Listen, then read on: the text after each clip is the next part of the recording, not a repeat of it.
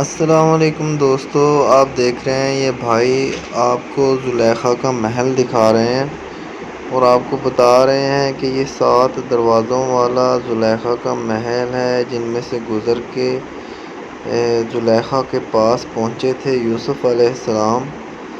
تو زلیخا نے ان کو بلایا تھا بدکاری کے ارادے سے، لیکن اللہ کے حکم سے یوسف علیہ السلام نے اللہ تعالیٰ سے مدد مانگی اور وہاں سے بھاگ کھڑے ہوئے تو 7 دروازوں میں قفل لگے ہوئے تھے۔ تو وہ دوستوں خود بخود قفل کھلتے گئے، تالے کھلتے گئے اور یوسف علیہ السلام وہاں سے فرار ہوئے۔ یہ ہے بھائی زلیخا کا واقعہ۔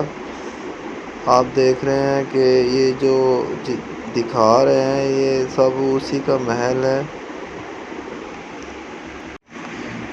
اور دوستو اس وقت یوسف علیہ السلام نے اللہ تعالیٰ سے پناہ مانگی تھی کہ یا اللہ مجھے آپ اس فتنے سے بچا لیں، نہیں تو میں گنہگاروں میں سے ہو جاؤں گا۔